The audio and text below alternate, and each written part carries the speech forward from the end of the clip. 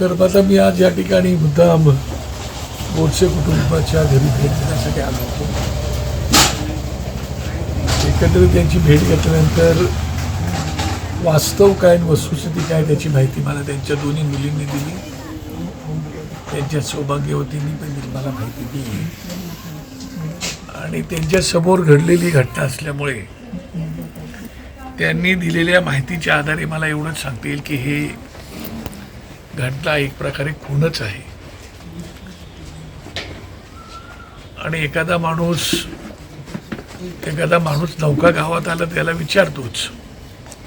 तशा प्रकारची विचारपूस केल्यानंतर जर त्या माणसाला मारहाण करून त्याचा जर खूनच करण्यात येत असेल आणि पोलिसांच्या दृष्टिकोनातून तो जर खून नाही अशा प्रकारचा FIR जर नोंदवला जात असेल तर मला वाटतं राजकारणाचं तर गुन्हेगारीकरण झालेलंच आहे, पण पोलिसांचं पण गुन्हेगारीकरण झाले असं म्हणालो तर चुकीचं ठरणार नाही.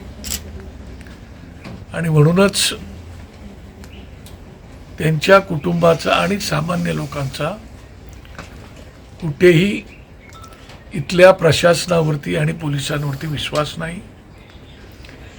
इकडचे SP गुन्हे जरा दाखल करून घेतले असले तरी सुद्धा ते जर खरोखर त्यांना गुन्हेगार वाटत असते तर त्यांनी आज कोर्टामधून पोलीस कस्टडी मागू शकले असते, पण त्यांनी पोलीस कस्टडी सुद्धा मागितली नाही. याचा अर्थ पोलीस डिपार्टमेंट हे आपल्याच लोकांना पाठीशी घालण्याचा प्रयत्न करतायत. आपल्या पोलीस दलाची कातडी वाचवण्याचा प्रयत्न करतायत. दुर्दैवाने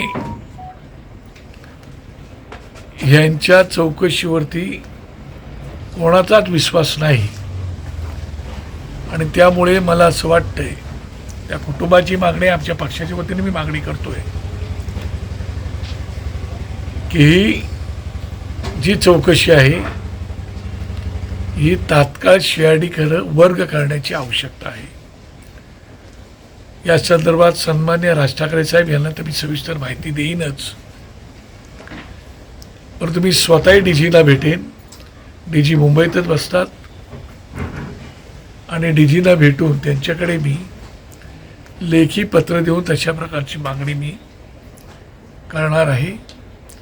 मला वाटतं या कुटुंबाला न्याय मिळाला पाहिजेत, कारण त्यांच्या कुटुंबामध्ये 2 मुली सौभाग्यवती आणि त्यांची आई आहे, आणि भाऊ सुद्धा आहे.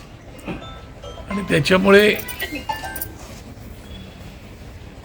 म्हणजे गुन्ह्यालाही लाज वाटेल अशा प्रकारचं कृत्य पोलीस दलातीलच कर्मचारी जर करत असतील तर राज्याच्या मुख्यमंत्री देवेंद्र फडणवीसांना माझी विनंती आहे, तुम्ही आता गृहमंत्री आहात. मी कधी काळी हे गृहमंत्रीपद भूषवलेलं आहे आणि त्यामुळे जर तुमची खरंच प्रामाणिकपणे इच्छा असेल तर हे प्रकरण ताबडतोब CID वर्ग करा आणि तुमच्या पोलीस खात्यामध्ये चाललेला जो काय अनागोंदी कारभार आहे ह्याच्यावर जर तुम्हाला वचक बसवायचा असेल,